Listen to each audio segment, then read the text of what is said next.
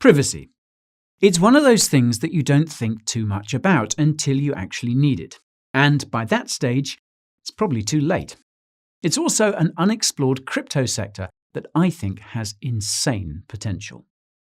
It's only a matter of time until the rest of the market wakes up to the risks posed by completely transparent blockchains. Now, leading this charge towards financial privacy is Monero, a crypto that I've covered numerous times on the channel. However, I was drawn back to it like a moth to the bright flame of financial freedom. So today, I'm going to be doing an update video on Monero. I'll be taking you through its use cases, tech, upgrades, and broader adoption. I'll also be analyzing XMR's price potential in the coming months. There may also be a sneaky price prediction for you folks. This is one that you don't want to miss.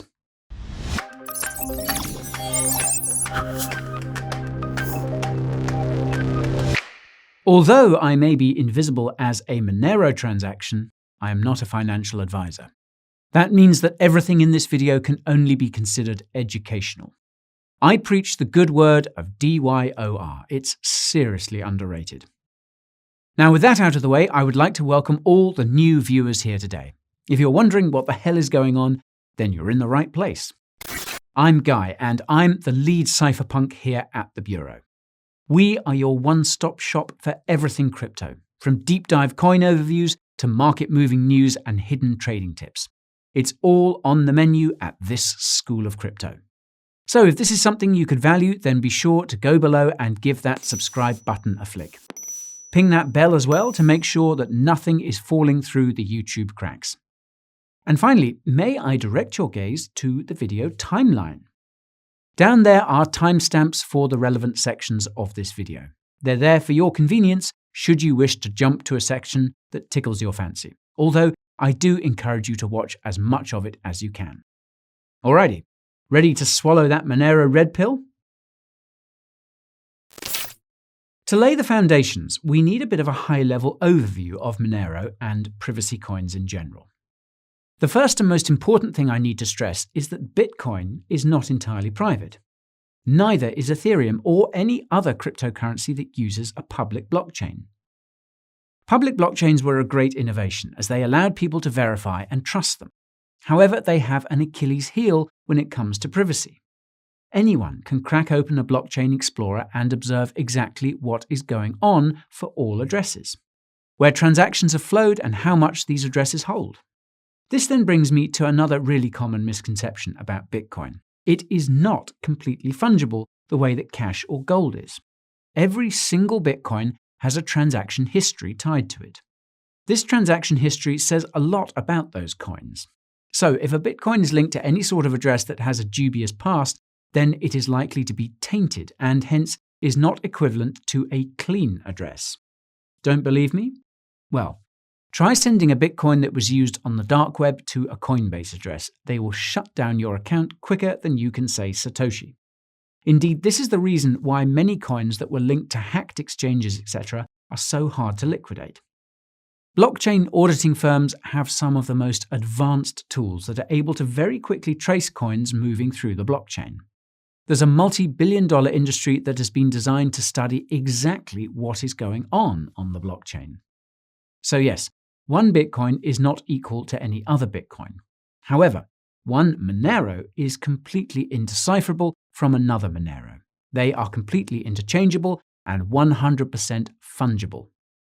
It's a real peer-to-peer anonymous digital cash, and it is thanks to some pretty bleeding-edge privacy tech. Through the use of what are called stealth addresses, users are able to generate a unique Monero public address and receive inward transactions. However, no one, apart from the sender or the recipient, is able to tell that XMR was sent to that address. Apart from this, Monero also has what are called ring signatures. These are basically a mechanism where a transaction is signed with a collection of other possible signers. The idea here is to obfuscate exactly who received that transaction. Add ring confidential transactions to that privacy in order to hide amounts, and you have a completely anonymous and hidden blockchain. And if that sounds complicated, well, it's because it is. Monero is perhaps one of the most advanced protocols on the market, and I've only just scratched the surface. Now, I encourage you to watch my previous video on the tech if you want a more in-depth breakdown. That's linked to in the top right. Okay, so Monero really is that 100% anonymous peer-to-peer digital cash that Satoshi envisioned. That privacy-preserving crypto that you thought Bitcoin was. However, Monero cannot just exist as a cypherpunk's plaything if it wants to succeed. It has to be adopted by the masses and used as a medium of exchange. And it's already making quite a lot of headway on that front. One of the most important requirements as a medium of exchange as digital cash is that it is relatively fast to send transactions and that they are affordable. Given how slow and expensive Bitcoin transactions have become, it has led many people to abandon it as a medium of exchange. Ethereum has also become very expensive to use for transactions, this given its general scaling woes. Take a look at this chart over here. It gives the average transaction fee in USD for Bitcoin and Ethereum, both sitting at around $15. See that barely noticeable orange line below it?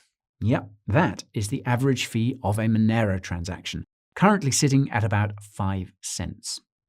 That's right, Monero is one of the most cost-effective proof-of-work blockchains around, and one that has those privacy-preserving qualities. This was not always the case, though. Prior to October 2018, Monero was a pretty heavy blockchain. This was because, given how complicated they were, private transactions were much larger than your typical transaction. However, in October, Monero went through an upgrade to the protocol that incorporated bulletproofs. Now, without getting too technical, bulletproofs replaced the previous zero-knowledge range proofs that were used for private transactions. These were heavy to compute and took a lot of time. Monero was the largest blockchain at the time to implement them, and the result cannot be understated. Here is the average Monero transaction size and fee right after the implementation. It's pretty crazy. Not only that, but because they made transactions lighter, it also meant that they could be processed much more quickly. The time to send a Monero transaction has dropped considerably since the bulletproof implementation. Perhaps this is why Monero is increasingly being accepted as a method of payment at a number of merchants. Here is a chart, for example, that shows merchant adoption with Monero closely behind Dash and ahead of a number of other popular coins. Fancy doing a bit of traveling post-COVID? Well, Travala has just started accepting Monero. So that means that you can book that exotic getaway without your significant other being able to track it on the blockchain. There are a number of other online merchants that accept Monero, and I'll leave links to them below. Now, all of this adoption of Monero as a medium of exchange has meant that total transactions on the Monero network are near all-time highs. Its value from a utility perspective is often not considered. Of course, Monero is most popular for those services where privacy is essential. Its adoption on the dark web has only been on an uptrend, no doubt a result of awareness around Bitcoin's traceability. The use of Monero for these types of purchases shows that people value its privacy-preserving qualities. It's a vote of confidence from those who have a lot to lose in the case that it's traced. And tracing Monero transactions is the holy grail for blockchain auditing firms and regulators. Indeed, many people think that it's only a matter of time before they're able to crack the protocol, right? Monero is privacy coin enemy number one when it comes to regulators and agencies. They are funding numerous blockchain auditing firms in order to develop technology to track it. However, despite all this concerted effort, they still have not been able to crack the algo. The closest that they've come is this patent by CipherTrace, which uses probabilistic tracking methods. The TLDR here is that these methods are only able to come to a best guess as to transaction information. They're using raw statistical analysis to paint a picture of wallet flows. This is far from scientific and is by no means cracking Monero's code. Moreover, Monero developers are not sleeping at the wheel either. They are working on an update to the ring signature scheme that they currently use. It's called Triptych, and it will markedly improve the TXO decoy mechanism ring signatures use, those which obfuscate transactions. It's pretty complicated, and I've linked to a blog post that covers it below. So, it's clear that the powers that be are struggling to crack Monero. Moreover, it's hard for them to outlaw it using securities laws. Unlike many other cryptocurrencies, the SEC would struggle to classify XMR as a security. In fact, if you take a look at this ranking by the folks over at the Crypto Ratings Council, Monero is way down on the list when it comes to the likelihood of being a security. It's below Ethereum and even competing privacy coins such as Zcash. Despite all of this, though, regulators are determined to curtail the use of Monero and other privacy-preserving cryptocurrencies. And the weakest point that they can exploit is that XMR to fiat connection. I am, of course, talking about crypto exchanges. There are a number of exchanges that have been delisting Monero out of fears that regulators could eventually clamp down on their trading of it. Perhaps they're worried about their exchanges being used to launder illicit funds, and because they cannot verify where that Monero is coming from, they're skittish. The latest of these was Bittrex, who pulled the plug on Monero, Zcash, and Dash earlier this year. So, is this exchange risk one we should be worried about? Well, no, not really. Firstly, US securities laws can only be applied to those exchanges that are based in the US. There are still a number of offshore exchanges that offer XMR trading pairs and are unlikely to willingly delist them. Moreover, there's something else that I'm really excited about. Something that could do away with the need for centralized exchanges altogether, and that is atomic swaps. These will allow Monero users to swap their XMR for BTC on-chain in a trustless and permissionless manner. You'd be able to move them back and forth without a middleman to facilitate the transaction. Atomic swap development has been in the works since last year, and it has now been fully funded by the Monero community. Of course, there's still a long way to go and many milestones to meet. Yet, if they are able to develop this fully functional bridge between the traceable world and the untraceable one, it could be a monumental game changer. Okay, so that answers the exchange question. But there are a number of other reasons why I like Monero, and these come down to its security. Allow me to explain. When it comes to blockchain security, one of the biggest risks that it can face is centralization. And one of the most pressing centralization concerns for proof-of-work cryptocurrencies is mining centralization. It's a problem that is now plaguing Bitcoin with its reliance on Chinese mining farms to sustain the network. One of the main reasons why proof-of-work blockchains tend to get centralized is because companies are able to develop mining chips that can hash algorithms much more effectively than any other tech could. These are called ASIC chips, and they've been developed for many different blockchains. Most of these blockchains tend to relent to the onslaught of ASICs. Not Monero, though. Ever since I've been covering this project, they've taken the fight straight to the ASIC miners. They've been constantly tweaking their algorithm in order to make sure that any chips that were developed are rendered moot. Monero dealt a death blow to these ASIC manufacturers back in 2019 when they released their RandomX proof-of-work algorithm. The exact mechanics of how this works are beyond the scope of this video, so I've left links to this handy blog post below. The main thing that you need to understand about RandomX is that it was optimized for CPU mining and cannot be mined using ASICs or GPUs. The benefit of this is that it increases the decentralization of the network. Anyone with a PC at home can run Monero mining software and start hashing blocks. Many were worried that by neutering ASICs and GPUs, Monero's hash rate would plummet. Well, take a look at this hash rate graph. Up, up, and away. More hash rate means a more secure network and hence one that is harder to attack. However, how is that decentralization looking? Well, a few days ago, the total number of miners on the Monero network broke an all-time high. According to data from miningpoolstats.com, over 80,000 miners were hashing away at the RandomX algorithm at the time of this video. 80,000 Monero users who are playing their small part in making the network that much more decentralized. If you were keen on dabbling in a bit of Monero mining, then I've left some handy resources below that should help you on your way. Okay, so it's quite fair to say that Monero is an impressive piece of kit. Fully anonymous, affordable to use, and decentralized. But of course, there are many of you who are interested in that all-important XMR price. So, what's the deal with that? Monero was one of my top altcoin picks for this year in a video I did back in December. Since that time, it is up almost 50%. Now, admittedly, this is way less than some of the other altcoin picks on that list, but I'll take it nonetheless. Now, as you folks will no doubt know, I am all about value. I'm in search of cryptocurrencies that are undervalued relative to their fundamentals. XMR falls into that category for a number of reasons. Firstly, let's take a look at its price in relation to where it was back in the previous bull run. Back then, XMR reached a high of over $495. At the time of shooting this video, it was trading at about $222. That means that XMR is still 54% off its all-time high. Take note that Bitcoin is over 3 times its all-time high and ETH is 30% over its all-time high. In fact, if we were to take a look at many of the other cryptocurrencies that were in the top 20 list back in 2017, most of them are higher than Monero in terms of distance from the top. This really does surprise me. Monero's tech has improved by leaps and bounds since 2017, and yet it appears to be more undervalued than other similar coins. Okay, so on a comparative basis, it appears as if Monero is really undervalued.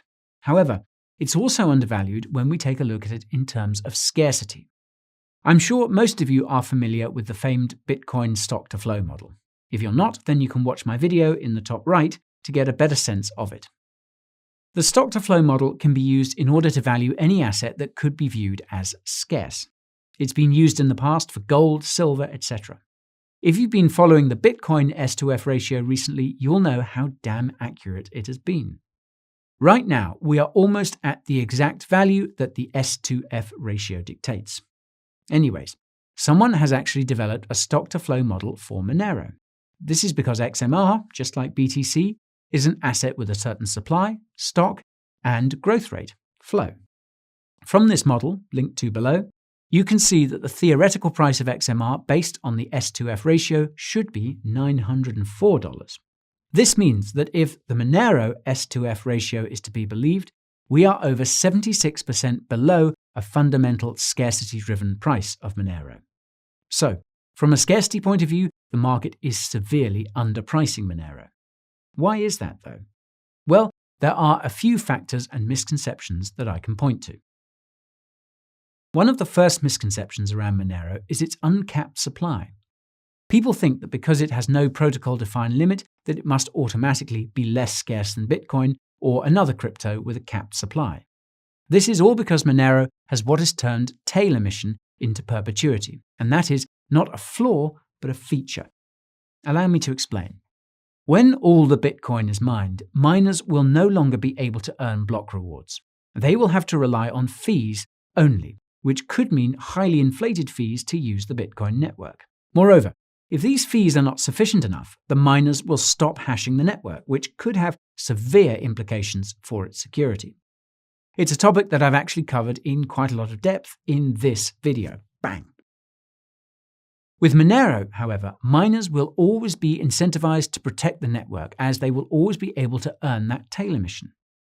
Post-May of 2022, there will be a steady and fixed block reward of 0.6 XMR that miners can earn on top of the fees. What's important to point out here is that this reward is fixed. This therefore means that the rate of supply growth, inflation, is always decreasing. So, despite Monero being a cryptocurrency with technically no supply cap, the rate of supply growth will eventually become insignificant in the grand scheme of things. And it makes sure that the Monero network is secured well into perpetuity, something that is not immediately obvious with Bitcoin. That's another reason why I think Monero has been lagging in price. Also, unlike many other cryptocurrencies, the community does not shill it. There are no concerted marketing efforts that shamelessly plug Monero on Twitter, Telegram, or other forums. It's not widely talked up here on YouTube. That's because I feel that the Monero community really is in it for the tech. They are hardcore cypherpunks who appreciate the cutting-edge tech embodied in Monero. There's no company or foundation behind Monero that has funding for marketing purposes. Therefore, despite its technical prowess, it sometimes struggles to get on people's radar. They would rather chase the next Ethereum killer. When Monero does make it into the mainstream press, it's usually FUD around delistings and government regulations. Indeed, whenever I've talked about Monero on the channel in the past, subscribers have questioned whether it's too risky given these potential threats that it faces. So, with this backdrop, I can kind of understand why XMR has struggled to gain as much traction as other cryptocurrencies in the top 20. However, I'm of the view that privacy is on an uptrend in the public psyche. They've become jaded by years of government intrusion and big data hoarders. More and more people will read stories about how particular people were traced because of their use of Bitcoin. They will all learn that transparent blockchains come with disclaimers. And when it comes to privacy coins, Monero is the gold standard. It's been around for over 7 years and has stood the test of time. It will be hard to ignore. I could go on forever talking about Monero, but I won't. You have places to be, people to see, and coins to do your own research on. Therefore, I'm going to start wrapping this up with a few final thoughts. Privacy is a human right, and in an age of increasing surveillance, it's a right that is under threat. This is no more true than when it comes to financial privacy. The powers that be want to know exactly how much money you have and what you have been spending it on. They cannot help themselves. With blockchain auditing tools and services, they now have near complete oversight over the Bitcoin network. As more people come to realize this, they will start to progress towards privacy-preserving technology like Monero. It's only a matter of time. And I know what you're thinking. Guy, I don't use the dark web. I have nothing to hide. Why should I care? Well, why don't you walk down the street naked? Sure, you've nothing to hide, but your business is your business. Moreover, in countries with repressive regimes, a mere donation to a cause that they don't like could land you on a list. There is a lot to look forward to in the Monero ecosystem, from atomic swaps to triptych research, from increasing adoption to greater decentralization. It's also a cryptocurrency that appears to be really undervalued compared to not only its own fundamentals, but also in relation to many other similar-sized altcoins. And speaking of value, this then brings me on to that price prediction. Well, speaking as a non-financial advisor, my educated opinion is that we could easily see a return to Monero's all-time high within the next 3 months. Then, if the crypto bull market continues to forge ahead, it's entirely possible we see it above 1K by the end of this year. But irrespective of price, I really encourage you to DYOR on this one. We need more awareness of Monero's raw technological prowess. That's it for my video today, folks. If you liked it, then give this crypto bro some love. Turn that like button blue and subscribe too. You don't want to miss what else will be coming to the tube. I should also let you know that there's a whole host of other content that you're not getting here on YouTube. These include my Telegram Insiders channel, my Insta and TikTok, as well as the meat and potatoes of it all, my weekly email newsletter. It's your once weekly window onto my crypto world. I also throw in a few crypto tips as well as reveal the contents of my personal portfolio. So you don't want to miss that. That's all linked to below in my socials page. Take care for now, folks. This guy's gotta fly.